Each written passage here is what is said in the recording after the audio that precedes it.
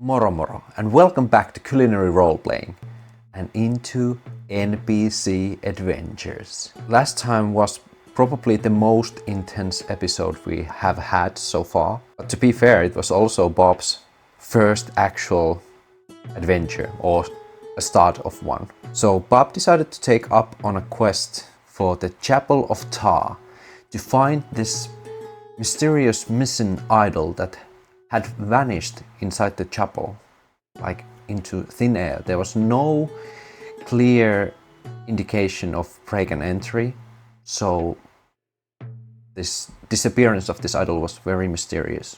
But Bob, after a thorough investigation, had an idea that maybe this idol was flooded into the sewer system that was residing underneath the Morgansfort itself. So Bob took his gear and asked nicely for local guard to let him into the sewers. Bob entered the sewers, found out that there is a giant rat infestation within these sewers, and also we groveled in feces. But what was the most important thing? Bob found the idol, but the idol wasn't just idol, it was a vessel for some kind of other important artifact or message. It had this secret compartment in the bottom of the idol, and Bob could clearly see that whatever was inside that idol was now missing as well. Looking around the location where Bob found the idol, he also found this secret hideout of this evil looking cult with humanoid sacrifices and also these desecrated pieces of tar. So it was definitely a cult that had a target for the Chapel of Tar and the religion of Tar itself. And now Bob is facing a difficult choice. Will he try to find another way out of the sewers in order for him to warn the city of Morgansfort, or the fortress of Morgansfort, and the Chapel of Tar that this kind of eerie force is planning to do something evil? Or will he try to lay down and survive quite a few hours within the tunnels before he is released from upstairs? Because he made a deal with the guard that after this guard's shift was over, he will be released from the gate once again, because the guard had to reclose the gate of the sewer when Bob went down. So yeah, not good choices, either of them right now. Let's see what happens next. I'm excited and terrified for Bob. But a little bit house cleaning before we continue. Thank you for your comments again, and I'm sorry, I don't right now remember your name, but I will leave the comment in the text over there into the screen. And thank you for mentioning that actually I had done a miscalculation with Bob character sheet. It is true that our constitution is 15, so our modifier is +1 and not +2. So I have now fixed the HP, and it's not a 6, it's 5. So thank you, now Bob is even weaker. But we want to play by the rules, so it was a good catch. And now it has been fixed. And I think also last time we forgot, or I forgot, to actually at first roll our Chaos Oracle. And I think our today's scene is quite simple. Bob is trying to get out of the sewer. But now, before we start our quest, I will roll the d10 and see if our scene will get interrupted or altered anyway. That is 9, so nothing major happening right at the gate. And I'm still memorizing. We had our 2 torches lit there, and then we have overall our timing. It's still just the morning. A lot has happened in short span of time. So Bob is still inside this cultist room, and there was this locked door with the chain wrapped around the wall and this wooden gate and the lock. So we could try to open the door somehow with our equipment. I don't even know if we have anything that we could break the lock with. And there wasn't like any keys. We could try to find something within the room, but that will take us time and that will extinguish the torches. I feel like Bob at this point will just think that There is probably a way out through the cold layer, but I don't feel that it's the safest way out. Maybe if I just try to search rest of the sewers, there might be another way out as well. I should probably just get out of here at once. And I think that is Bob's idea. It is better right now to try to discover the rest of the sewers and maybe find another way out, rather than trying to take time and break the lock and then probably face a bunch of cultists. And maybe he can survive while trying to discover all the locations when the time comes that he is able to get out from the original route. Should we actually, let's mark it on our clock. We said that he will be back like after, did we say like 6 hours, I think? 6 or 4 hours. Let's say 5 hours. So 5 hours, 11, 12, 1 o'clock. Let's put a red marker here. There we go. Now we have it on the clock when the gate opens as well. And it's more for us because I don't know, Bob might not be able to be very good with the clock. So it's just for us to know that around the time that the gate will open. Bob will take some of the jewelry that he found from the bodies of probably the royals within the Morgansfort, and starts to head back and has to crawl again through this sticky tunnel. And I will roll again to see if the torch extinguishes and to see if Bob gets any diseases again when Bob is crawling through the space again. So we use the disease rule here as well. So 1 in 20, 19. We're fine. I would say it has now 1 in 6 chance. So if we roll a 1, the torch will extinguish. That's 4. So torch is still fine. And Bob will get back into the sewer location. There is still the torch burning, and I think Bob can hear some like some giant rat screeching from the halls, but doesn't directly see any rats right now. And now we have the idol here standing idly. Do we want to take it with us? Does Bob think that it has an actual value? I think he does. They wanted the missing idol and he has to bring back the idol. The question is what we are going to drop then. The problem is we don't have that much stuff. I think Bob will just drop the bedroll because we won't be sleeping on this adventure. So we need to drop still something to be under the 11. I think Bob will take 10 minutes. He will eat one of the rations, which now becomes 6. And I think he will also leave like 2 of the rations behind, dropping it into 4. And now it would say it's quite comfortable to say that it's only 1. So now he can fit the Idol of Tar inside his bag while still keeping the items at 10. So now we can take it out of the brackets because now it's actually with us. And he also definitely takes a sip out of his water skin as well. But that means 10 minutes definitely go by when Bob just sits next to this giant drain of very foul smelling environment, but he is hungry and he's been here for quite a while and he is like covered in poo right now. So I think he starts to like, in a very small of sense, get used to it. So eating like the dry meat it's not going to be a pleasant experience, but it's food nonetheless. Our first torch goes down by a notch. The torch right next to the hall will go down by a notch. And now we also have random enemy encounters. So let's roll a d6. Wandering monster check. So now let's roll a d6 to see if something appears. 6, so no. When there's like 1 in something chance, I will always roll low. Because I now remember that I'm not indicating all of the time what I'm rolling, but always, when it's like 1 in 6 chance or 1 in 20 chance, I will always roll low, so the low results are like the effective ones. So no rats or any other monsters will appear.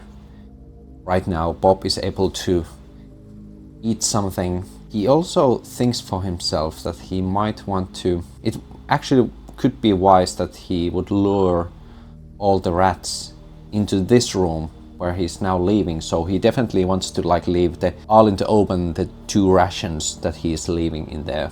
He's going to definitely take the torch as well with him and be like, hopefully these rats will smell the food and come here, and it will hopefully loosen the amount of rats that I will encounter in those other halls.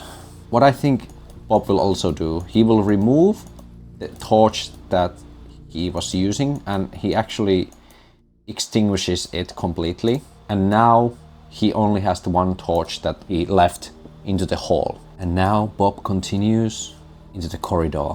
When he gets into this cross section again, this T section, he can see with his light again like some scattering shadows in this hall as well. And then he very carefully arrives in here, and let's see what that room holds. Okay, let's first roll a d6 to see what type of location it is. It is 5. Puzzle or interest? I see. Didn't we roll like a bunch of these at the last episode? I remember that we rolled quite many of these. Okay, are there any creatures? 3, no. Are there any treasure? 3, yes. We have been extremely lucky with the treasure. I'm not complaining, but like, oof. So let's see with D8 what kind of interest there is. 2. I will change this now. Advance a threat. Advance a thread, just because we have found the idol, so we don't have to roll that anymore. But I think this is very good, so this can be our this can be the force that is pushing forward the story as well. So Bob will find something that is relating to the missing idol thread. So it's definitely something that is relating to the cult. I think I will need some kind of idea inspiration from the action table from Mythic. So let's see, what is the thread moving force that we find in this place? 40. Energize. Okay, energize. 49. Energize. Energize interior. Energize interior. So what kind of energy, what kind of thing they are energizing? Let's still roll descriptors. 69. Mockingly. Okay. 93. Mockingly stylish. Oh, energizing, mockingly stylish. So I feel like this is crazy, but let's go with this. Okay, so when Bob enters this room, there is no rats right now, and I think there is actually a door in here, like we can see. I can actually highlight it even more so we can recognize that there is a door. So now we know there is actually a door there. When Bob enters this room, he can see this kind of unnatural, if you could see the Frankenstein's design room, where there is like different like bodies sewed together. This is basically this kind of humanoid experimental room where this cult is definitely trying to recreate and bring to life these different kinds of basically like demonic doppelgangers that really resembles different like established humanoids as well. There is some kind of experimental table, and right now there seems to be this jester, this court jester on the table, and the only reason Bob recognizes them to be a court jester is because they still have like the jester hat on, and the jester itself has like this very unnatural smile, but still seems like unmoving. So it seems like this cult is trying to infiltrate themselves into the Morgansfort with these recreated doppelgangers of humanoids that have really been, or these humanoids that have never existed. Okay, this is getting quite intense. So now we have found giant rat's lair, found the sewer connection point where there was the idol, we found the cult entrance hall, and now we found the doppelganger experiment room. And there is some kind of treasure as well. Let's roll a d8. Actually, I want to make this fit. So I will just say that there is like this journal, adventurer's journal, and we already got the thread. We already were advancing the thread in this instance.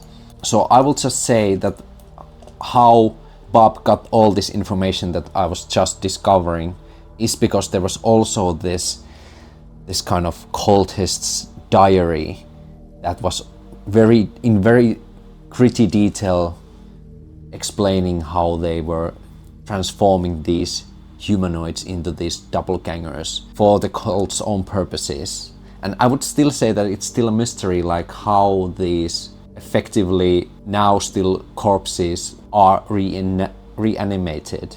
Like the person who ever did this doesn't exactly know how that works. And that is quite a lot of information, so I will give Bob 2d10 times 10 experience. And let's see, because I don't want to determine exact amount how much experience he will get out of this. 3 plus 4 is 7, so 70 XP. 70 experience worth of information, which is, I think it's quite fair. Woohoo! Our first experience! Good job! You are officially adventurer. Look at that. I'm so proud of Bob. And definitely let's take the cultist journal with us. And I would say it's not that big of a book that we can just take it with us. It doesn't weigh any extra. Bob can just fit it in there. But I would say, because Bob took so much time to actually read the details, we will progress the clock, and we will also progress the torch again. Because it definitely took some time that Bob really scoured the room, found the journal, and actually took a read out of the journal. So definitely 10 minutes has gone past. Okay, there's a door, there's actually 2 doors. So we have 2 doors and we have 1 long corridor, but we don't know that they are connecting. I think for now Bob will go to the way of least resistance and just walk through this corridor that doesn't have any doors. And at this point, I feel like Bob can hear this kind of this movement of water, if you may. And Bob, for a second, gets an idea. Oh, that might be a way outside. And walks into this room. And let's roll again to see what we find. Here we go. 4. A trap. Are there any creatures? 6. Not any creatures. Are there any treasure? 5. Not any treasure. There is just a trap. What kind of trap we find? 8. Roll again and also add an obstacle. Fair. 4. Rot grubs. Oh. This is going to be fun, you guys. Rot grubs. Rot grubs are nasty buggers, let me tell you. Tiny, 2 inches long maggots that consume living flesh, lurk in heaps of dung or rubble, waiting to be touched. And if touched, burrow rapidly into flesh, seeking the heart, cause death in 1d3 turns. Killing, applying fire in the first 2 rounds. After contact, kills the grubs. This inflicts 1d6 damage on the victim. Cure disease is also effective. Okay, so somewhere within this room are rot grubs. And we also know that there was some kind of obstacle in front of us. I would say the obstacle is, well, like, first things first, there is actually a door here as well. Let's put it like that. There is a door there that is right now also partially submerged into this water, this sewer water. I would say because there was an extra obstacle, this way here is blocked by a rubble as well. So there is some kind of, like, that wall have been like collapsed on itself, so we can't, at least without a real effort, go through there. And I think these rot grubs they are maggots that are basically submerged. So this water is filled with rot grubs. So if we try to swim there, I will probably start to make attack rolls with rot grubs and see if any of them will stick into Bob. So Bob sees the water, and he doesn't have any idea that there is these maggots, but he still sees that it's quite deep. I think he finds some kind of stone, like loose stone, and basically chucks it into the water and sees like that it's not just like, it's definitely at least like to chest and up. I would say it's even like deeper. Oh, it would be really difficult for me to even try to swim there. And it seems like this other way is blocked as well. Maybe I should consider my options before I start to just dive in. I've had enough of poop water for now. I think that is what he will do, but I will definitely write rot grubs in here so we won't forget that this water is filled with rot grubs. Oh, nasty stuff. Really nasty stuff. I really hope that we don't come into the conclusion that we have to go into the water. But yeah, there is a lot more to still discover, and doesn't take any extra effort for Bob, so we will definitely keep this here for now. Bob will continue forward. And I think that this hall is just empty for now, but he now makes the idea that this is just two different corridors that come together. And while he's here, now when we have like walked from here, checked out this place, and now walked here, I will again move the clock another 10 minutes. Because Bob is really taking his time and like crawling forward. He doesn't want to go too fast. So it only makes sense that we move the clock again. And that means one random monster, wandering monsters. Let's roll a d6. 5, so no monsters again. But I think with this corridor there is at least like one rat. Is it on Bob's left side or is it on Bob's right side? I will just roll a d6. There is at least one rat. If I roll 4, 5 or 6, it's on the left side. If I roll 1, 2, 3, it's on the right side. 6, so it's on the left side.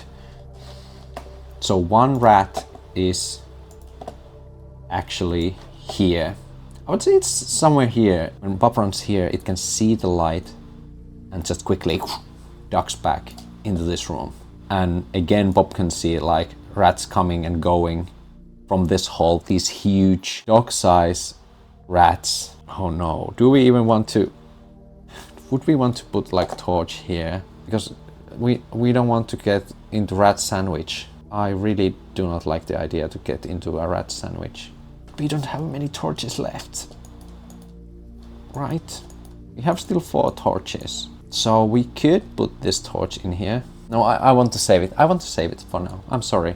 I'm sorry, Bob. You have to survive without the torch help. So Bob walks into the tunnel and takes a peek into this chamber where the rat is... Well, let's see what the rat is doing. I think that will highly depend on what we can find inside the room. Room type. Here we go. 4. Another trap. Is there a creature? Well, there is at least one creature, but are there any additional creatures? 3, no. Are there any treasure? 4, no. But there is another trap again. 2. 3. Poisonous gas. Okay. But is the gas, there are like stairs down. Is it like a gas that, you know, it's heavier than air and then it basically like goes down? And now definitely Bob can see a dead rat in there if the poison gas is like there. It might be in some kind of vessel in there, or it can be just like looming there already. So I think that is a question for Oracle. And I think it's very likely that gas is just like floating around. Our chaos factor is now 3, so we are using this lower probability table. Is it just likely or very likely? We don't know, so I will say it's likely. It's not very likely because of we really don't know all the aspects of this place. So likely that it's some kind of, that it's already looming within the room for some reason. And that is 76, so the answer is no. So the rat is in which makes sense, like I don't think the rat would go into that room because they have been living here for a long time, and rats are not stupid. If they see that one of their kin goes into that room and there should be probably more bodies than only one rat, then they wouldn't go there. But the rat went in there, so it means it is not instantly deadly. I will ask dungeon descriptors like the overall vibe of the room, so that will probably give us a little bit more information on what is the nature of that poison, which is now concealed somehow, that it's not instantly deadly. 20 damaged, so it's a damaged container. 93 damaged stonework. Okay, damaged stonework. I will also ask the action table the function of the room. So we know there is poison, there is damaged stonework, and now also the function of the room. 95 triumph. 91 triumph of time. This is some kind of part of the sewer that has been here long before. Like these catacombs haven't always been used as a sewer, but they were also this kind of storage room of the Morgansfort. And the time meaning that it has been there a long time. The triumph meaning something to triumph over. So I would say it is some kind of room that contains an old poison weapon of some kind. It's this very crumbled room. There's also, this room is full of like these different urns, and the place is very unstable. Like it's like this almost crumbled warehouse room where there are these, basically these urns that almost have a little bit like cracks in them. And if you like really start to mess things up in here, the room will crumble. And whatever is inside, whatever poisoners might be inside, they might be released. So I will write poison urns in here. And Bob will quickly take a look at the room, and Bob can see the rat like just like quickly backing down inside the room. And basically when the rat goes back, like the whole, like the shelves where the urns are like slightly moving and like being disturbed. And I think Bob will just try to like, well, calm down, I'm not gonna hurt you, just be calm. And Bob right now is just not trying to disturb the rat, and because he feels like the rat will attack him. I'm not sure that Bob even knows what the urns contain. But because of the rat is in there, he doesn't feel like he wants to go inside the room. So Bob will like slowly starts to back and go in the end hall there. But I want to make an reaction roll for the rat to see if it like gets riled up completely.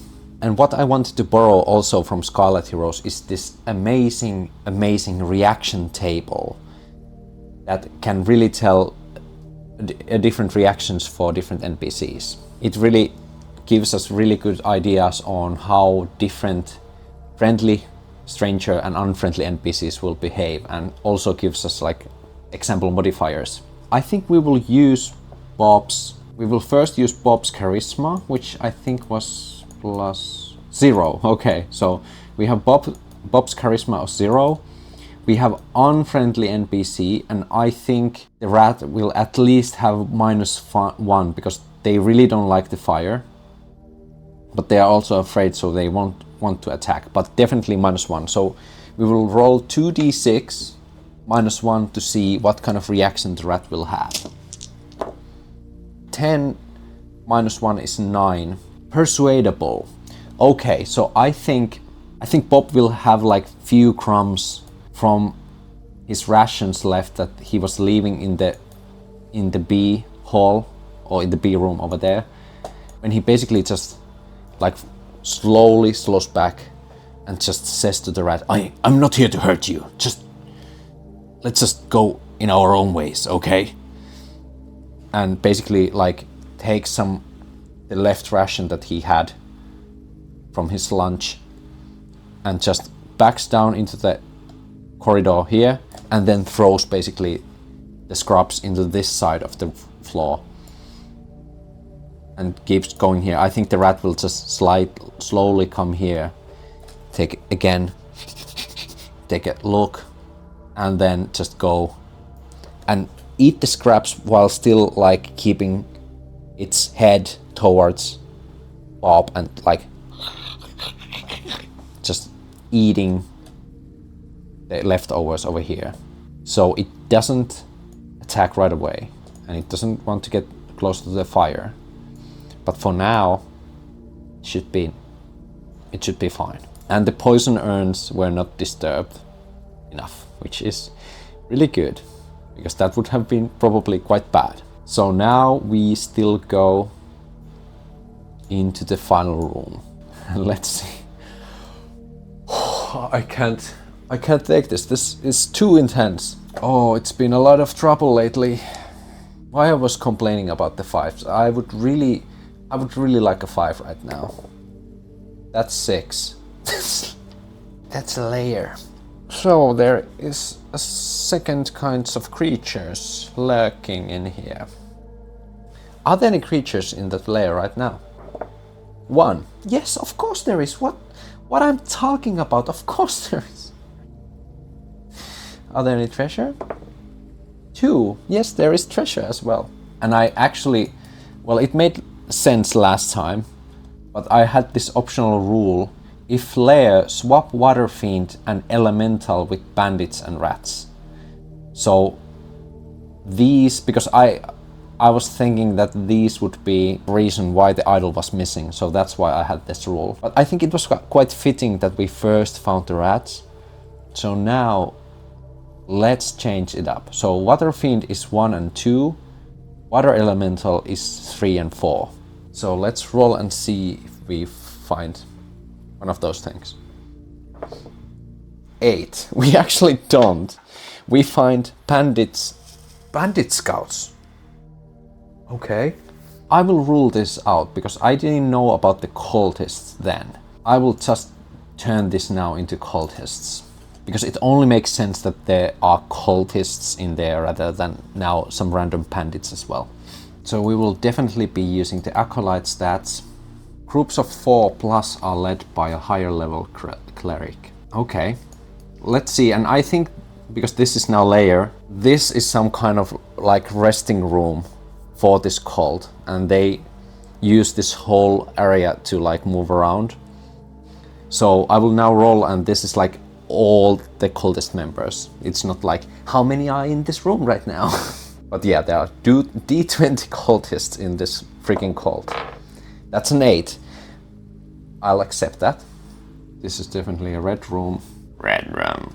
So now we know that there's at least one like leader cultist whose level is bigger, because groups of 4+ are led by a higher level cleric, which makes sense. So we can roll that right now and see how huge deal of a threat this person is.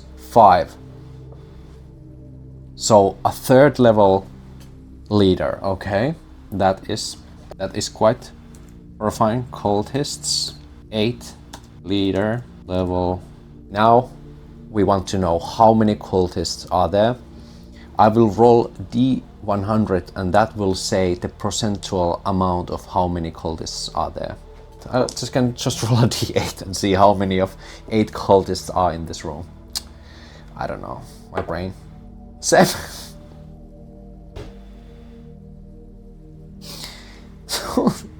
So they are all here, almost.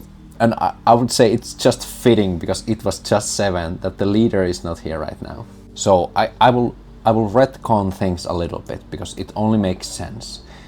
I would say because there was no light, and when Bob arrives into this place, he can actually see that there is a door in here. So that's why even if the cultists would have like fire behind the room, Bob wouldn't see it. So Bob goes near to this door, and can he hear anything behind the door? Isn't that like a check in OSR, right? You can listen through doors.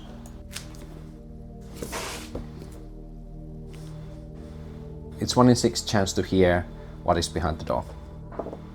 3. So Bob doesn't hear anything right away. Is the door locked? Will Bob try to handle the door? I mean, he doesn't have any reason right now not to check the door out, because he really feels like that is the only way that he hasn't checked yet. So he will just first try to check the door. Yeah, actually, let's make this interesting. I will roll a d6, and 5 and 6 it's open, 3 and 4 it's stuck, and 1 and 2 it's locked. 4 it's stuck, so it is actually stuck. That is interesting. And all of the cultists are inside the room. What are they doing there? That's interesting. So Bob carefully tries to open the door and see that the door is not working right now. I'll just write here 7 cultists. There are 7 cultists right there behind the stuck door. And yeah, Bob tries to open the door. It's stuck, and I just want to try it. Because it would be narratively just so fitting.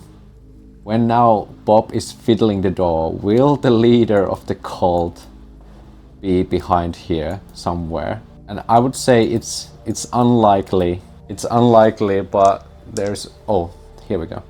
It's unlikely, but I want to give it a chance, because it would be narratively so pleasing. Horrifying and really bad for us, but really nice.